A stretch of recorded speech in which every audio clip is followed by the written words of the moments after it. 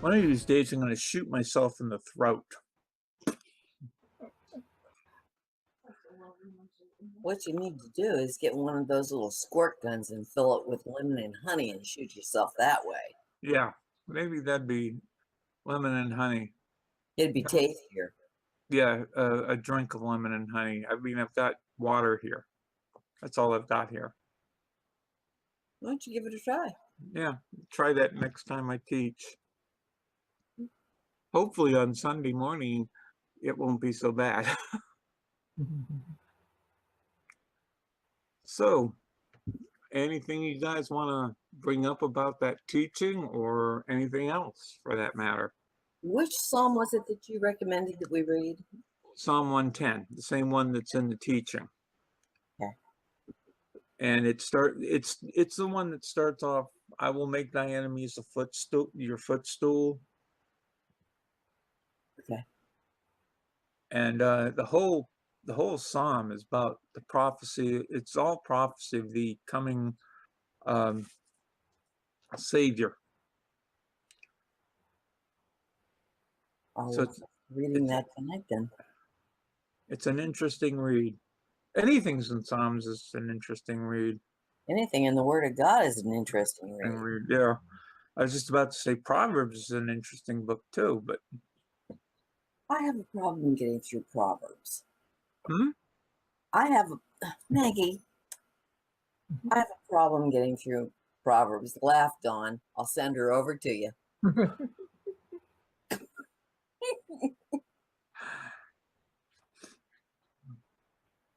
Don, I got a question here. Go for it. Well, all right, I'm confused a little bit on that last thing in 28, and I'll read it to you.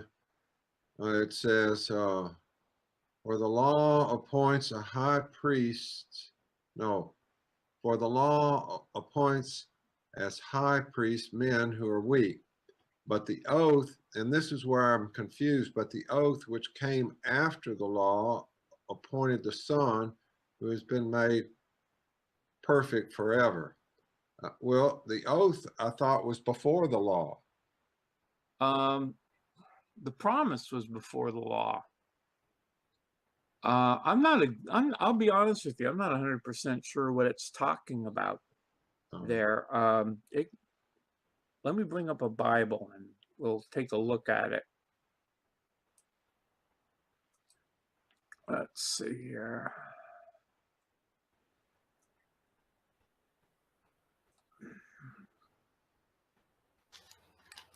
Okay, let me get to Hebrews. Hebrews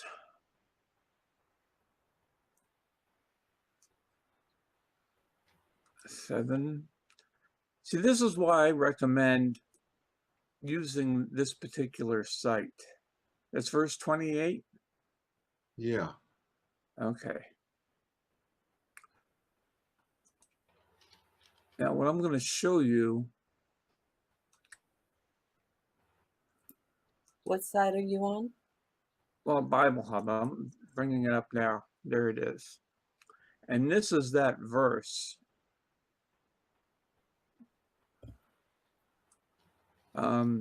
Like I said, sometimes I think the REV confuses the issue more than it opens up. Then I generally go to this page and look at the verse. Yeah. For the law appoints a high priest, men in all their weakness, but the oath which came after the law appointed the Son who is made perfect forever. Okay, and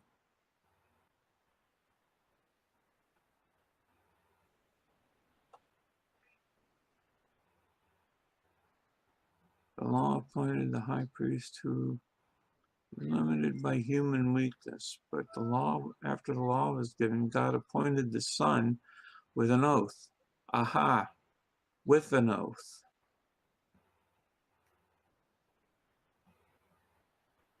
This has to be talking about something that was promised after the law was given. All right. I'm not sure any more than you are. Let's check the cross references. Context, chain links.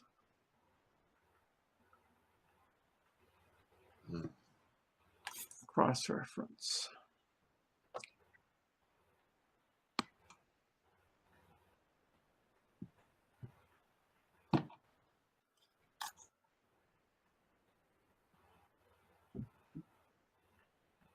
Okay.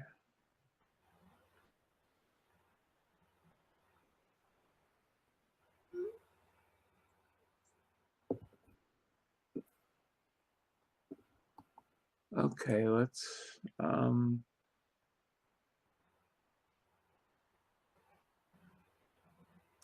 chain links.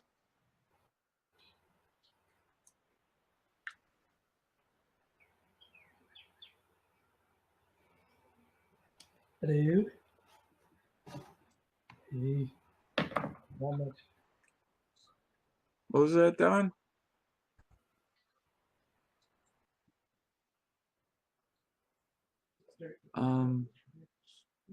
Let's see, what else could we check?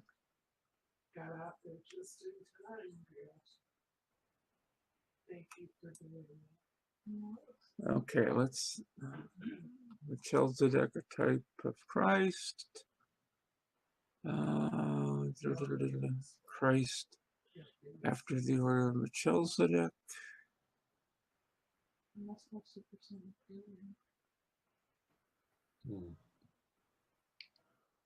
This is mostly dealing with, oh, here we go. Now we're getting down into the lower scriptures.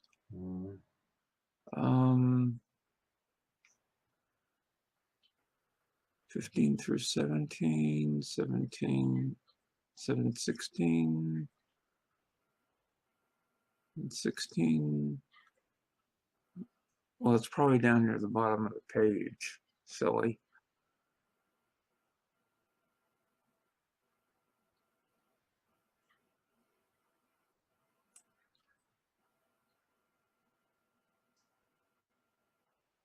Aaron the priest also made separate from sinners.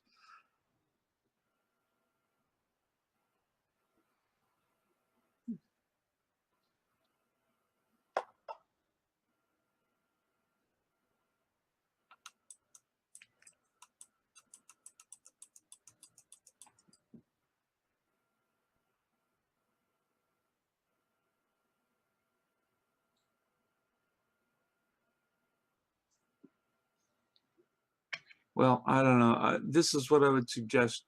Come here and go through some of this stuff, or go to Bible, Blue Letter Bible, and check some of the commentaries there. Yeah, well, I mean, the way it reads, like, it goes, I mean, if you leave out which came after the law, the oath appointed the Son, who has been made perfect forever. But to me, it seems like the oath was made before the law, but in the text it reads which came after the law.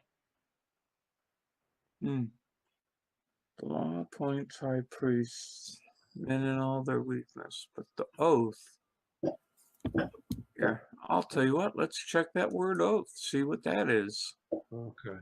I mean, I guess there's a different, I mean, you know, I don't know where I'm going with this, but there's something there to be found out. So yeah, I may look into it and see what's going on. Okay, this is the Greek word that translated oath. Feminine noun, the taking of an oath, the taking of an oath, and oath. Well, that doesn't add a whole lot to.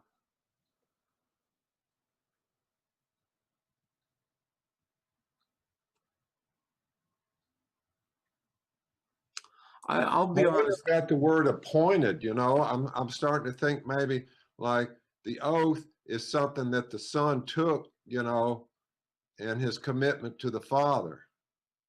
I mean, but the oath appointed the Son. I mean, it's like, I wonder what the word appointed there would would look like. Maybe it's like, and the oath which the Son had appointed himself for the sake of, of just trying to make sense without researching it any. Yeah, a point is not even in the text. Huh. Weakness, the word, moreover, the oath, which is after the law, a son for the age, having been perfected. I'm sorry. Well, maybe it, You know, which is after the law. What, maybe they're trying to say, I don't know. I'm just, which is after the law. Maybe it's trying to say, I don't, yeah, the oath is, which is after the law, like, okay, so it's after the law. So this is something that is beyond the law. okay, here it is from Young's, and if you're having trouble, it's the first place to go. Young's literal translation. Yeah, For the law doth appoint men chief priests, well, having infirmity, but the word of the oath that is after the law appointed the Son to the age having been perfected. okay. I'm sorry, I really don't understand this verse. Well, it's, yeah, for the law. Hmm. Hmm. The law appointed chief priests. Right, that's the Levitical law. Yeah. And they had infirmities. The word of the oath. Bless you, Chris. Yeah, bless you. You're sounding like I did a couple of weeks ago. Oh, thank you. I hope that's not what you have. No, Well, I'm sorry. I thought I was muted. That's okay. Don't worry. yeah, Okay. after. I wonder about the word after now, too. So, I mean, there's a lot that could be looked into there. So, Yeah. yeah, that's worth a lot. Thank you, Don, though. Look Yeah. into that maybe some point. Don mean- Culp, do you have any idea what it's talking about there? Oh, he's on the phone. Okay. Chris, do you have any insight into it? Mm, Wish I did. I'm sorry. let's see here. Let's try going to the REV and see if there's anything about it in the commentary. It's in a way trying to say to me now that without looking, it's like the oath from a man's heart is much greater than anything the law could present in, appointing people. I mean, it's a ritual that they had to go through to be a Levite, and it appointed them the law. But somebody's oath, maybe, and I'll have to, anyway, yeah, I'm just stumbling here. Yeah. Well, that's why I'm saying I don't know. I really Yeah. don't know, because to say anything else for the law, no, it has nothing here in the. See, this is the wonderful thing. If you go over the verse and there's something in the commentary about it, your cursor turns into an arrow and you can just click on it. Well, if we break the verse down a little bit, just in context, the law appoints high priest, but Right. an oath appointed the son, some kind of oath of some sort. That Maybe, I don't know. I'm not going to try and guess here. I have an idea, but it would just be a total guess on my part. So I'm not going to throw it out there. Where's Mike when you need him? well,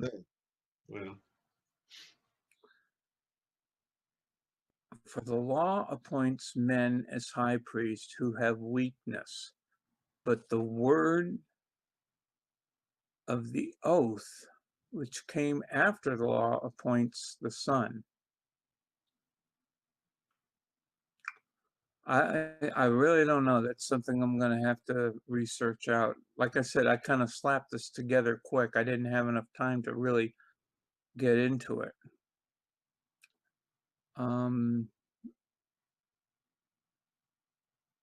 Yeah. That word oath is what's getting me. Mm. Because Genesis 3:15 was a promise, not an oath. All right. At least I believe it was a promise. And then he made promises to Abraham. But, you know, this happened sometime after the law. That's the way I look at it, but sometimes I think just here that it's like it's higher than the law. I don't know how, you know, in the context, how if Paul was writing this, which came after the law, where exactly how they may have thought about that wording and the, however it was in the Greek. But it sounds like, yeah, it came after the law, but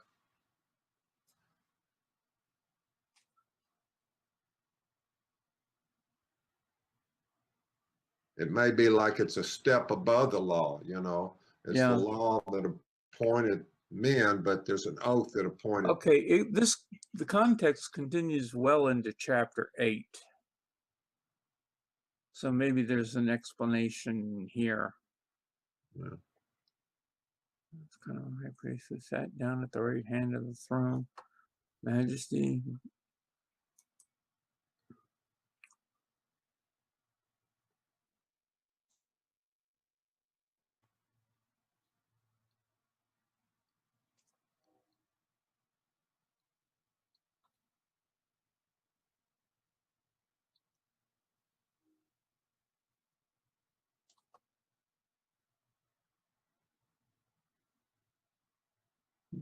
I'm gonna choke there.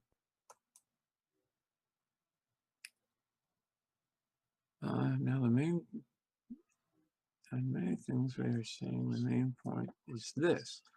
We have a kind of a high priest, one who sat down at the right hand of the throne of the majesty in heaven, a minister of holy places and of true tabernacles which the Lord pitched, not man. For every high priest is appointed to offer both gifts and sacrifices. Hence, there is a necessity that the high priest is offer.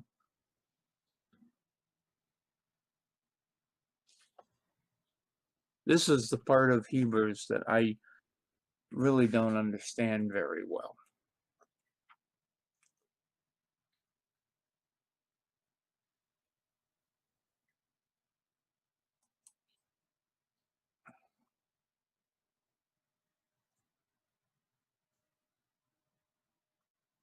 All right, well, we'll have to get into that at some other time, I think, because this is just shooting in the dark here.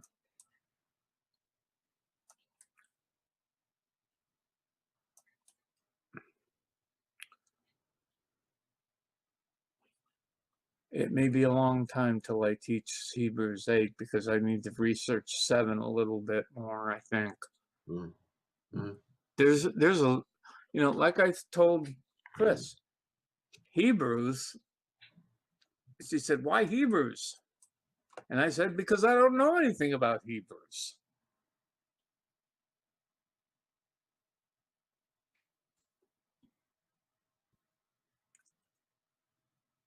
Right, Chris?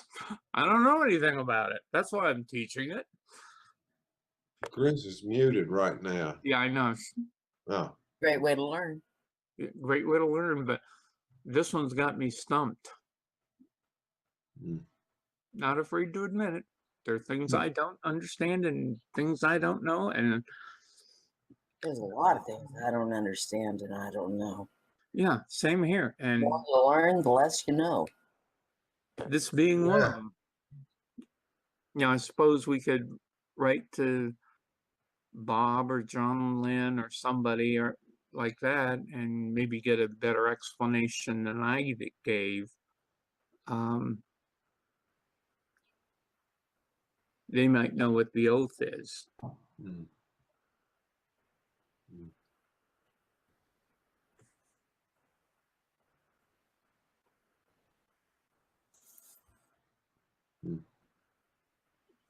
Well, that's the neat thing about the household. Yeah, you Yeah. can write to them. Yeah. Hmm. Because one person will understand what another person doesn't.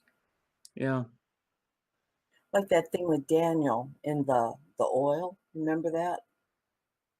Daniel and what? The oil. He didn't use oil. He was in mourning. Right.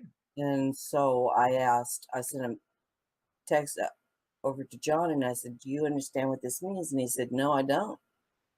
But when I asked you, Don, you had the answer for it. Oh, well, I looked it up. Well, I sent it over to John. He got blessed. Yeah, good. Hmm. It's surprising what you can find on Google. Yes. I never thought of Google as a source for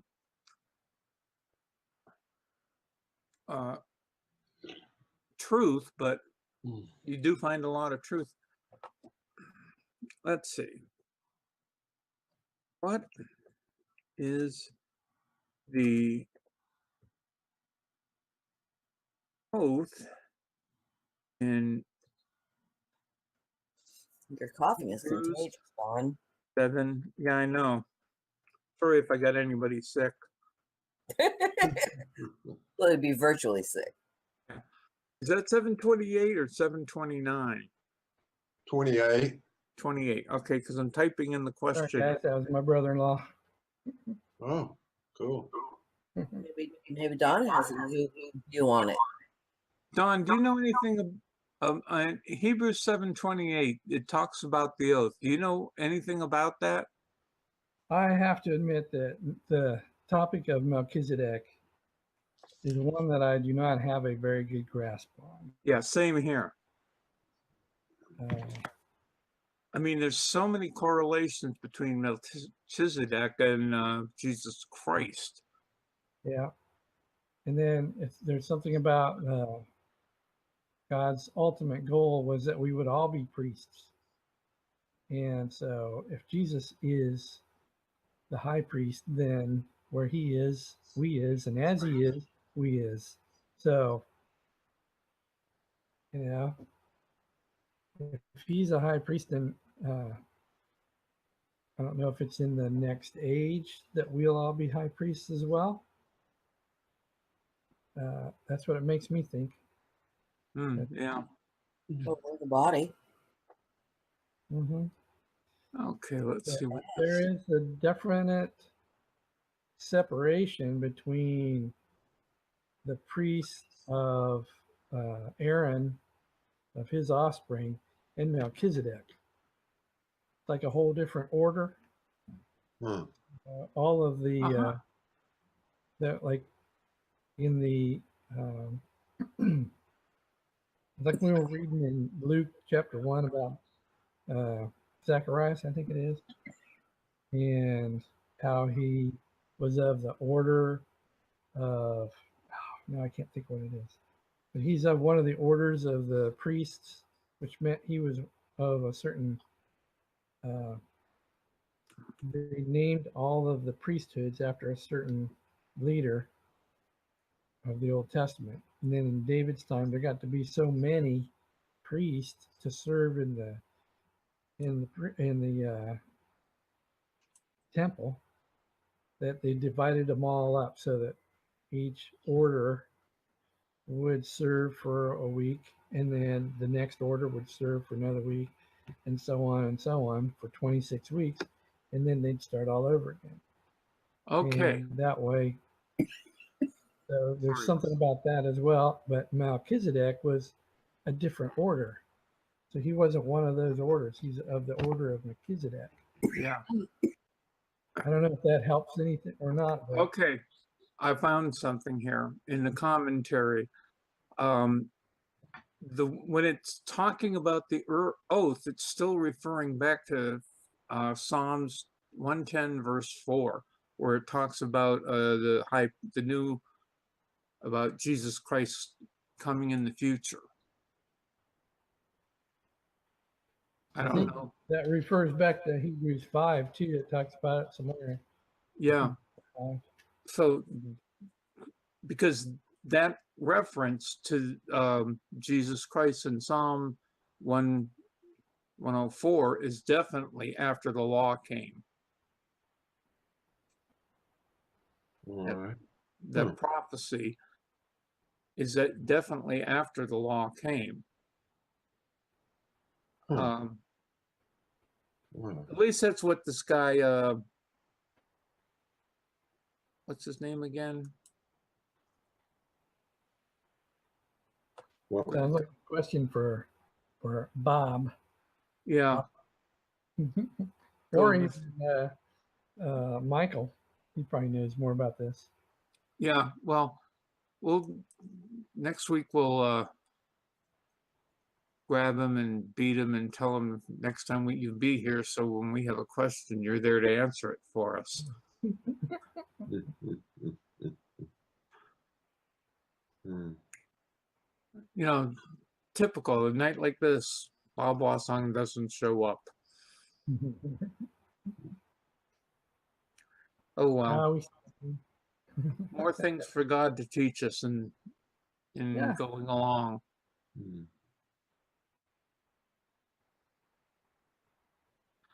All right. Anything else of interest that anybody ran into this week or?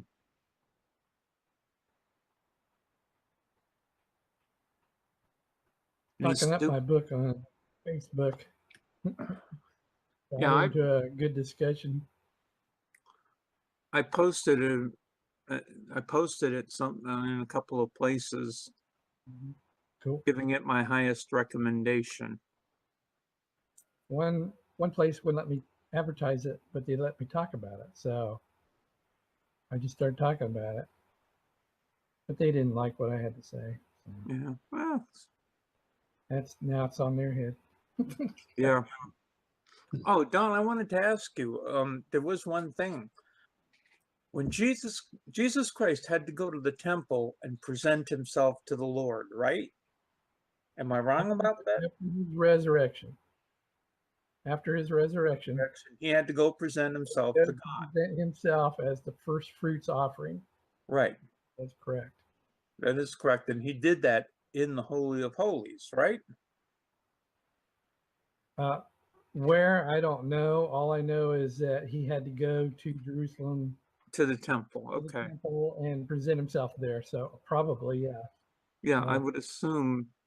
And they always had this particular offering that they did.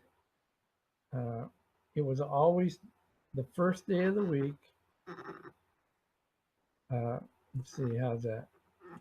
It was always the first day after the weekly Sabbath day during that feast of unleavened bread, when they made that first fruits offering. I think that's right. Yeah. There was something in the Hebrews tonight. Let me pull up a Hebrews thing.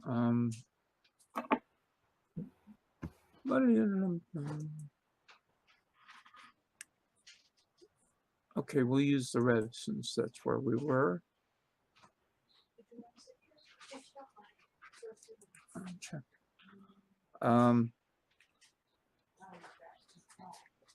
Okay. Something I wanted to show you here.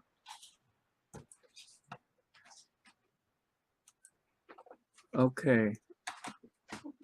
Where it talks about, I think that was actually in chapter 6, where it talks about the anchor.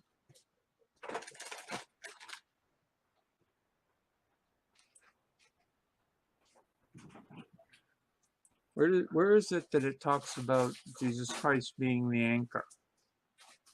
Is it Hebrews 6 or 7? It's on your page that you have on the screen right now on the bottom. Okay. The third line from the bottom.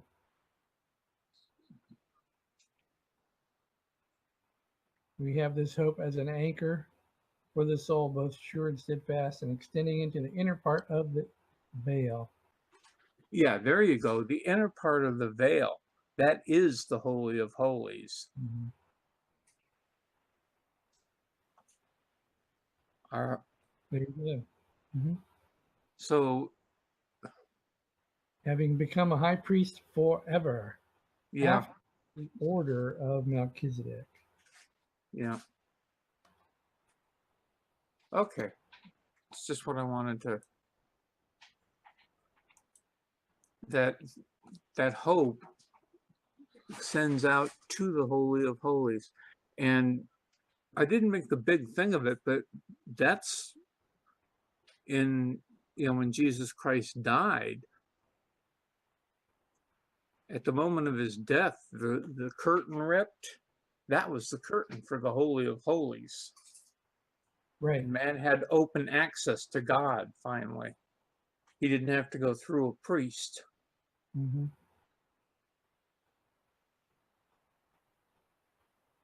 Pretty neat. Makes me think of the Wizard of Oz. Who's that man behind the curtain? Yeah. What I love about that is that it tore from the top to the bottom. Yeah. Yeah. God tore it. And it wasn't like your basic shower curtain these days or your window drapes today. It was a heavy curtain. it was woven with gold, and it was like, I think I heard somebody say it was like 7 inches thick. I mean, it was a big deal. Yeah, it was not your basic everyday garden variety curtain as we think of it today. It was like a wall. Yeah. That doesn't surprise me in the least. God didn't have him skimp on things when he had them make things. I think that's all in the Old Testament, how all that was, where the temple was all laid out and what was where and how this was made and all that kind of stuff. The ocean was this great big basin where they cleaned everything or whatever. And there's just all these things in the Old Testament. It was all, Oh yeah. There's all so pointed towards Jesus. yeah, all- there's so much detail on all Yeah. of this stuff. You go to Leviticus and you can get lost in all this detail Mhm. in there. And the beauty of the Old Testament was that it was all about who to let Jesus know who he was, what he was supposed to do because of who he was, Right. and what he would get if he did what he's supposed to do because of who he was. Yeah. That's how John said it in the class, One Day with the Creator. And I think he also said it several times in The diameter. The Diameter of the Ages. And it's perfect.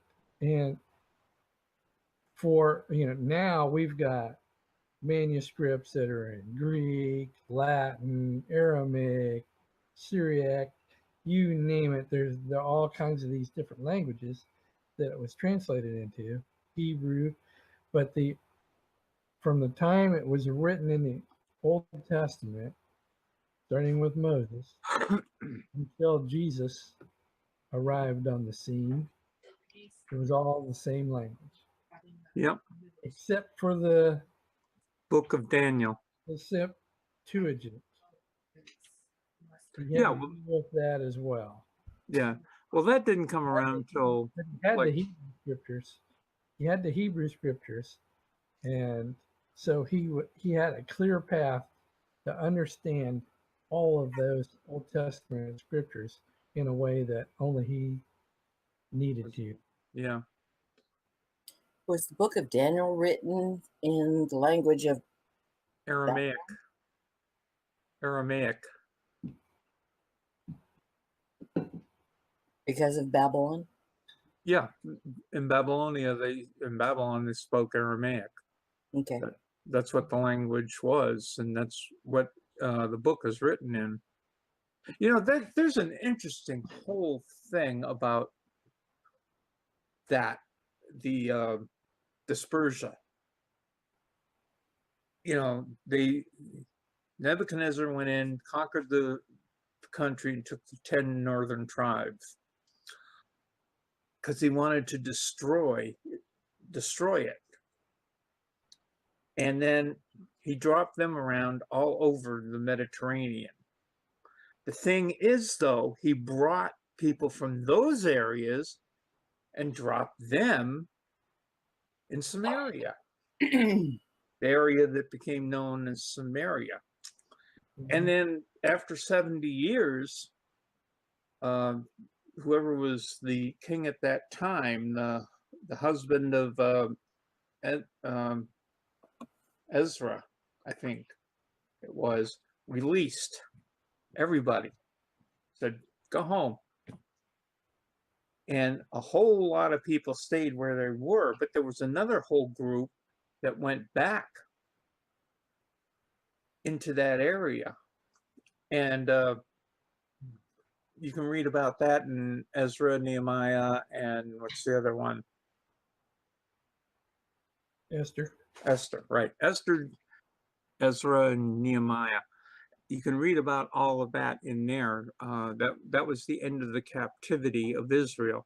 And he let them go back once at one point just for a ceremony. And then he let the whole group of them go. Now, there are a lot of people that stayed where they were because, I mean, it had been 70 years. And that 70-year period, they had developed roots, they had friends, they had businesses, they had, you know, all the other stuff going on. So they decided to stay, a lot of them, but some of them did come back. And there was already these people there that Nebuchadnezzar had brought in. And that's why they became known as half Jews. Or, you know, the Jews never saw, the Judeans never saw them as equals, the people in Samaria. Another thing to remember, all gods were considered local by everybody, almost, except for Israel. All gods were local. Like if you worshiped the frog god and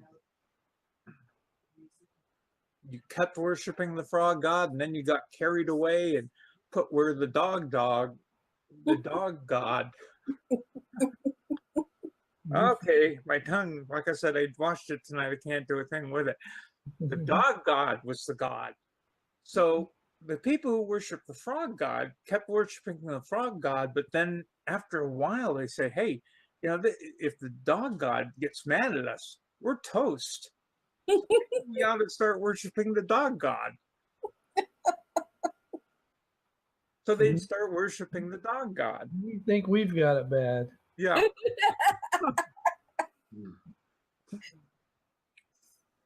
Mm. But that happened because a lot of these people who were brought into what became Samaria converted. Yeah. After years, they converted to the God of the area, which happened to be the Father of our Lord and Savior Jesus Christ. So, but they weren't Jews. So the Jews always considered them half Jews, basically. They weren't as bad as Gentiles, but they were just slightly above them. Yeah. Not by much. And that's why the parable of the Good Samaritan is so interesting. Yeah.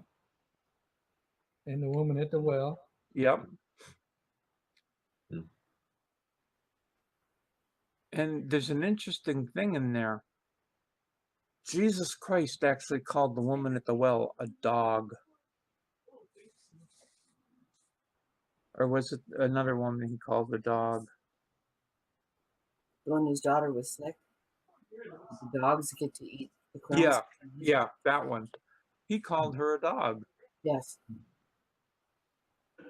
That's an interesting thing to understand. He was calling her a dog. It was his culture. Yeah. You know, culture. Well, he was called to the house of Israel, right? That was Yeah, he his, was called. He was called to the house of Israel. don't go into the way of the Gentiles. Right. Until Acts 1:8.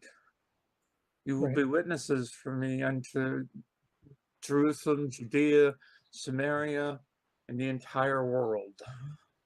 Well, was he calling her a dog, or was she calling herself a dog, saying that even the dogs get to eat from the master's table?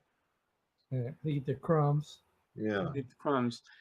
Yeah, I think she was more or less saying that she was a dog. And she was I probably don't know. referring to saying, something to the effect, now that you say that, I know you guys call us dogs, but, we still get to eat from y'all's table. Exactly. Yeah. The It might have been crumbs. the implication rather than, you know, That's some great believing. Yeah. There were But two still, people. The two he didn't people who. ignore her. Go He ahead, Don. could have ignored her, but even after what she said, but he didn't. Mm. That's the cool part. Mhm. There were two people who blew Jesus Christ away because of their believing: a Roman centurion and a woman.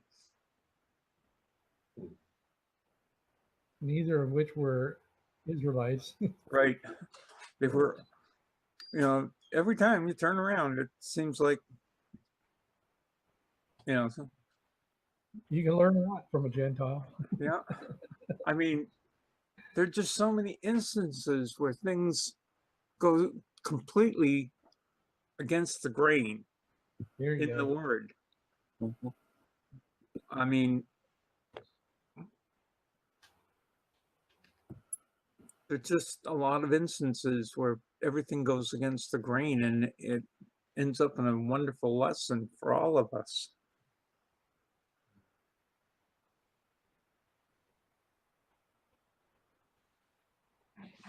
It's interesting, a lot of the movies that come out have the centurion who asked Jesus Christ to heal his servant at the cross. I don't know if that's true. I don't think I've heard that one.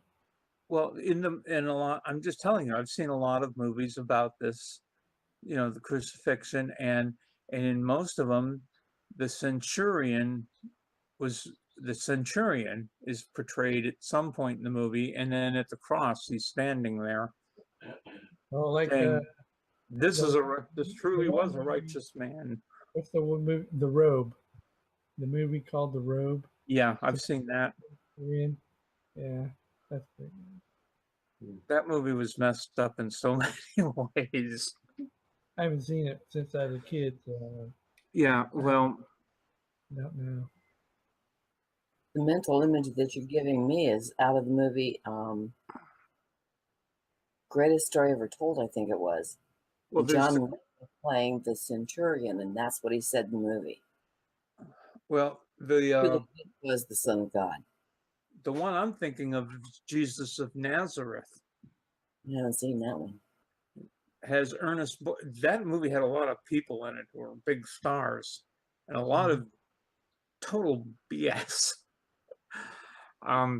But Ernest Borgnine played the centurion. I really liked Ernest Borgnine as an actor, and he was there asking Christ for, also, you don't have to come, blah blah blah blah. And then he was at the foot of the cross, and he looks up at him after he dies, and he says, "This truly was a righteous man."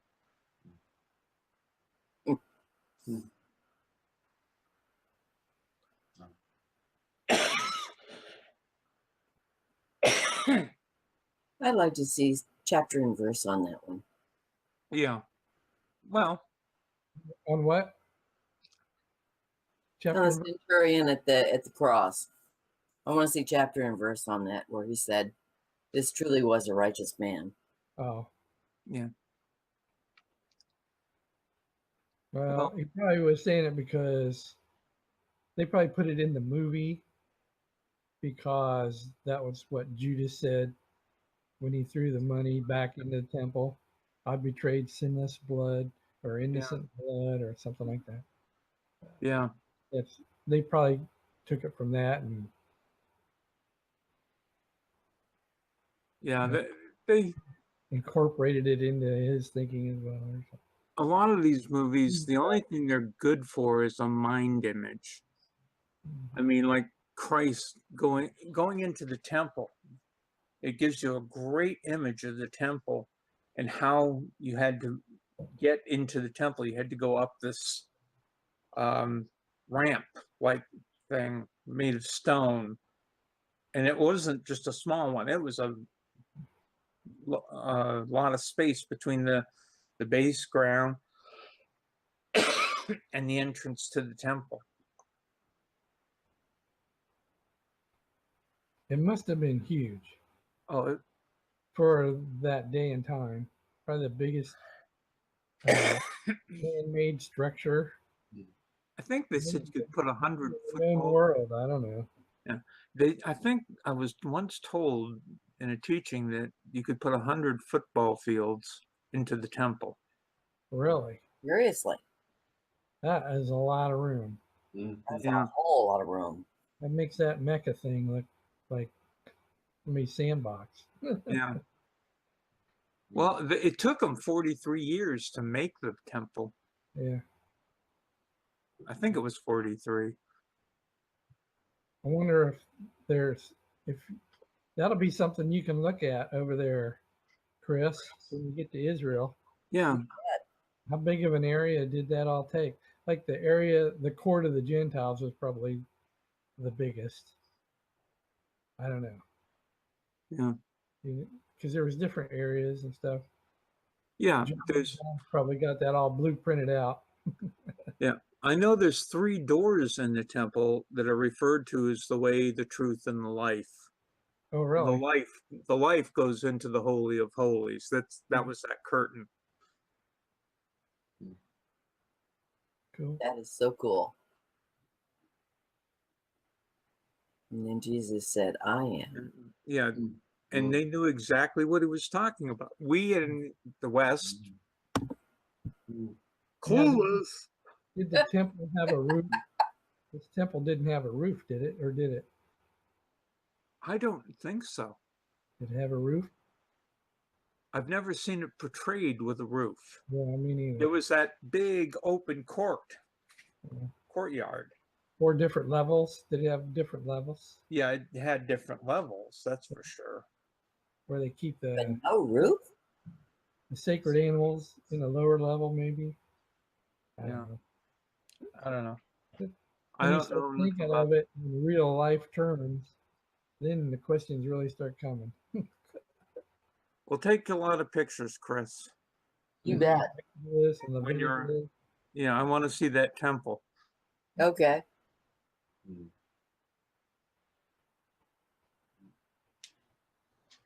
And see if you can find Belteshazzar. He's missing. Maybe we should leave it that way. Lost his belt. I don't know where they came up with that. That must be some Catholic thing. Yeah. The 3 wise guys.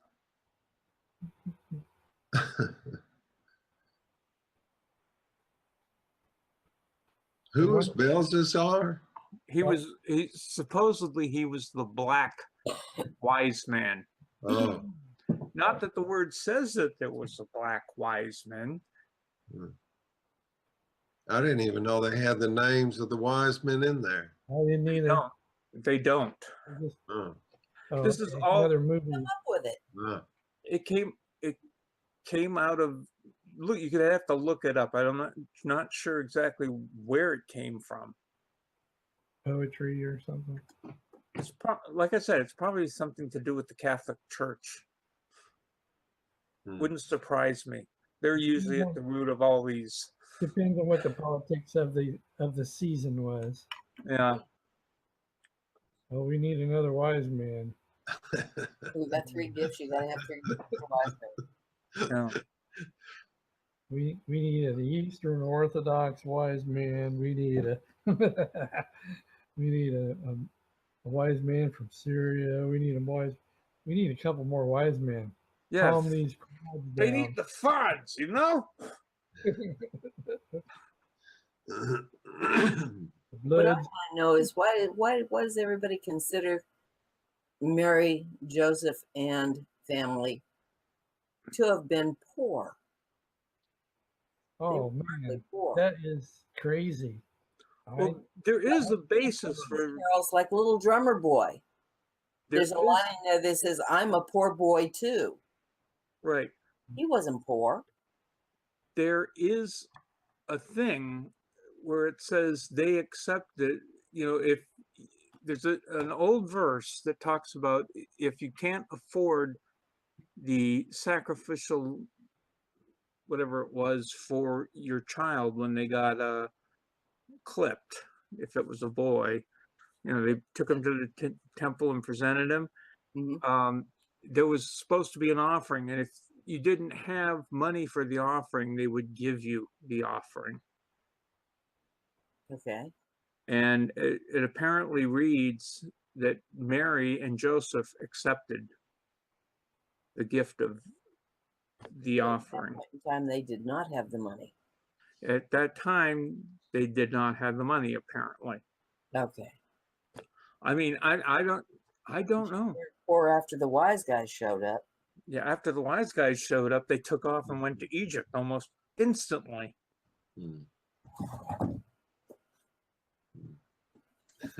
Enough money for a trip and coming home. But first off, Joseph wasn't, I believe the way it reads in one place, Joseph wasn't just a carpenter, he was a wood carver. You know, those big pillars and the fancy at the top, they always have that fancy stuff. Joseph was one of the guys who made the fancy stuff. Ooh. At So least he that's what I've been, Cabinet maker. yeah, You're specialized. yeah. What you He do. Sculpture. he had a Mhm. good living, I'm sure. Mhm.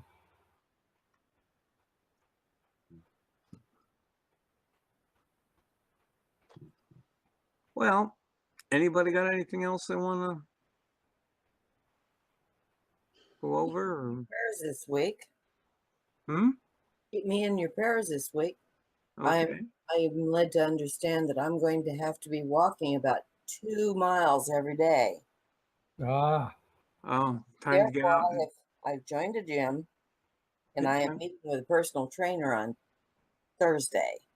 okay. Keep me in your prayers that I'm Okay. for action after this. Time to hit the road, huh?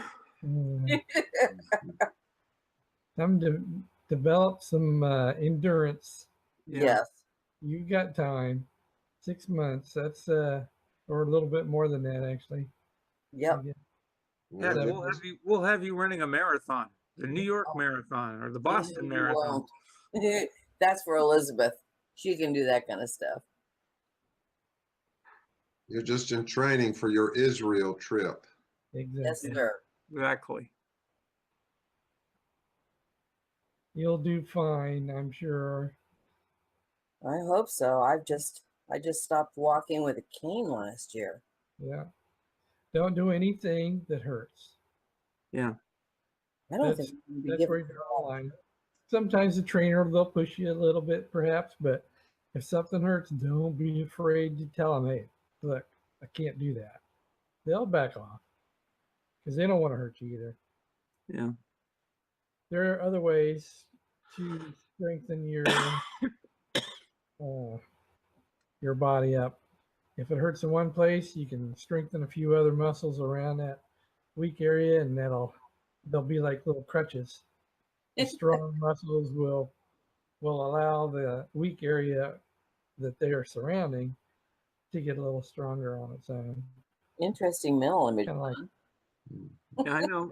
Little crutches.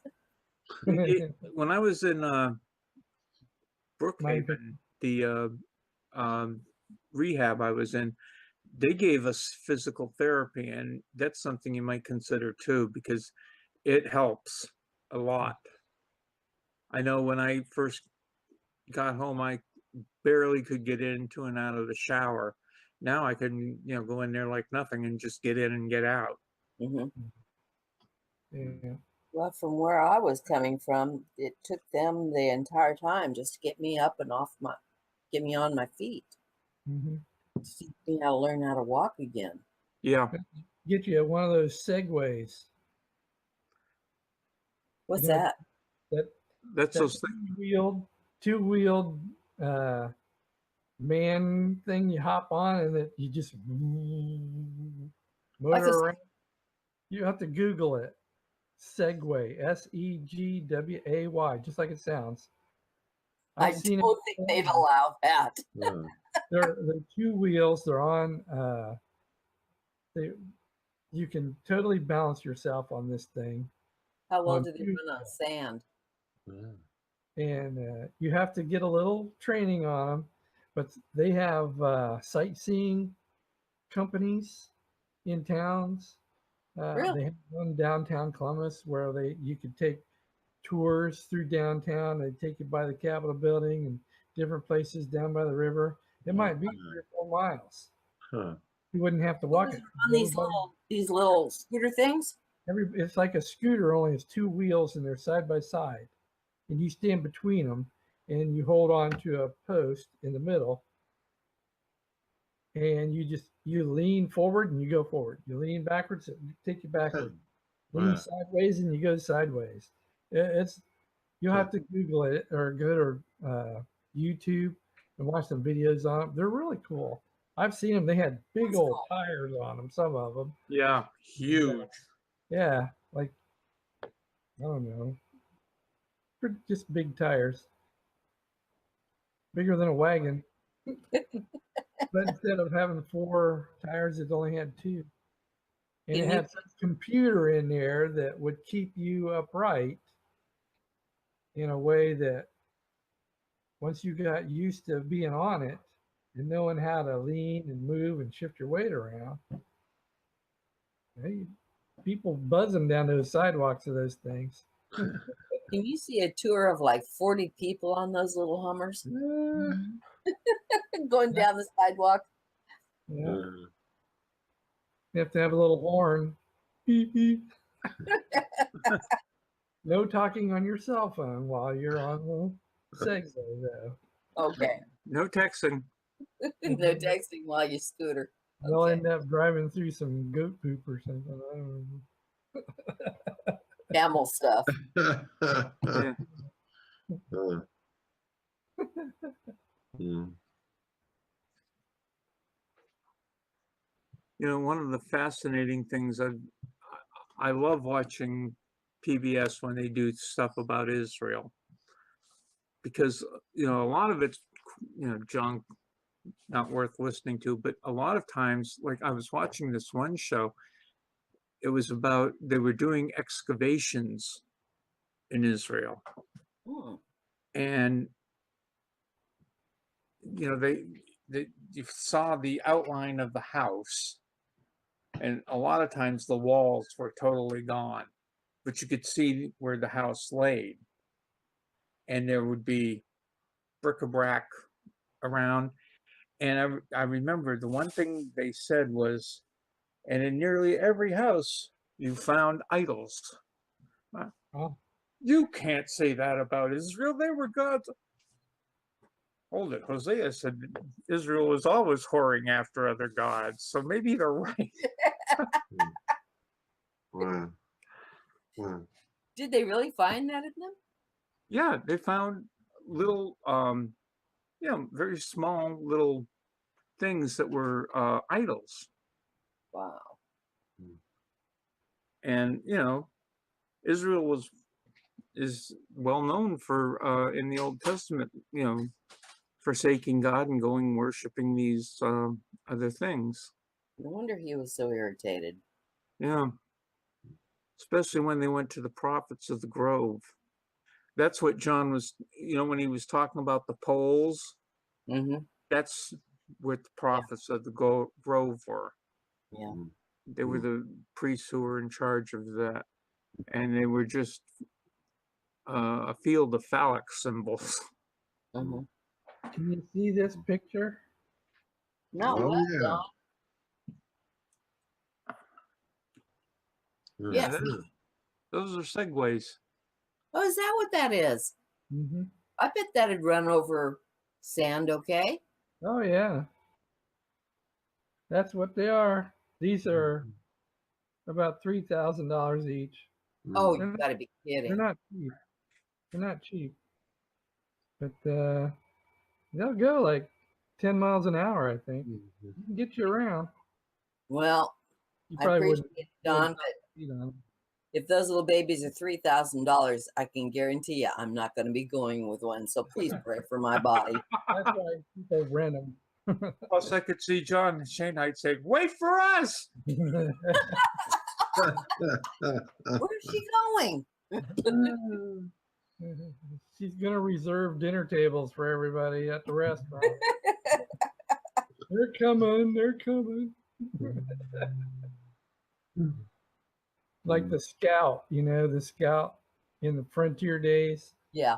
Scout would always go ahead because he was more agile, nimble, mobile through the forest and trees, and he could climb and look around and see where the danger was or what was the best path for the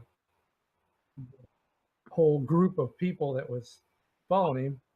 What was their best path through the mountains or through the wilderness or whatever. And he'd lead ahead. He'd go ahead a couple days, and then he'd come back and say, "This is the way you want to go. Don't go that way. There's Indians over there," or whatever. So you'd be the scout. That could be intriguing. Yeah, you could protect them Where from you the rain. going? There's a good restaurant over here, a little diner, Greasy Spoon, all the camel burgers you can eat. Oh, gee, I'm sorry, guys. I found this neat little winery over here. I forgot to come back. Don't go over there. There's Romans.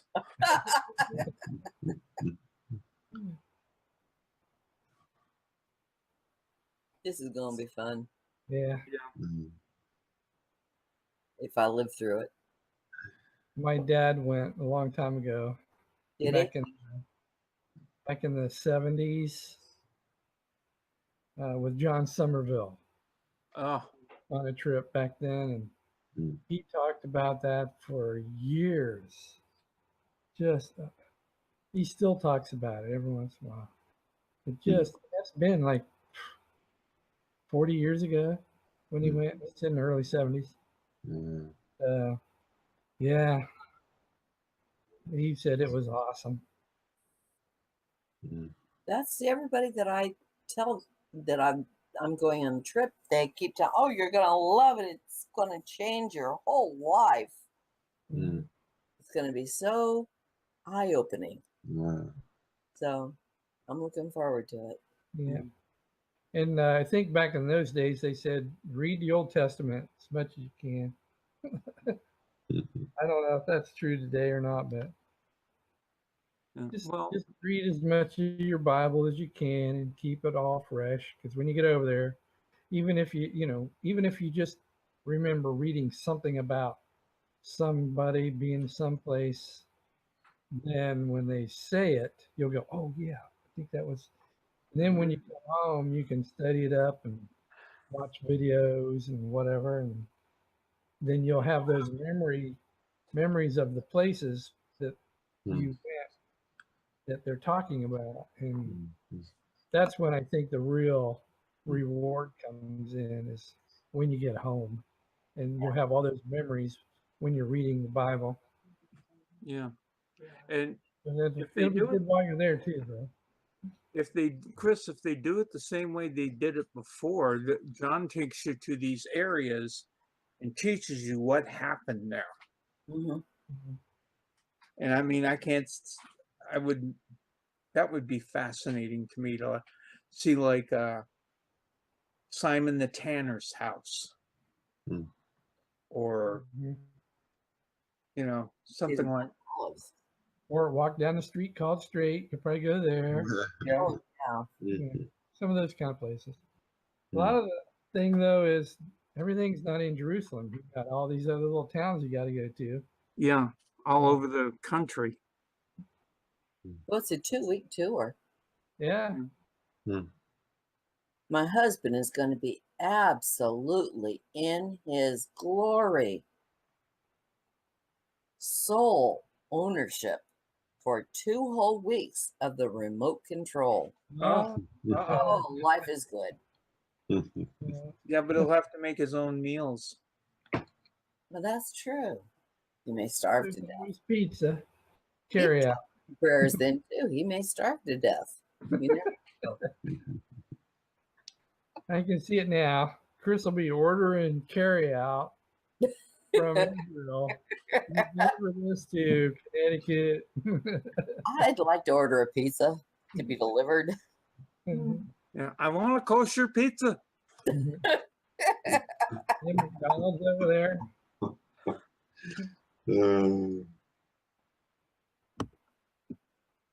Well, guys, I think we should call it a night. It's getting to the point where we're looking for subjects. Yeah. And it was a great night. So, folks out there, we're staying here for a second. Folks out there, we'll see you next week.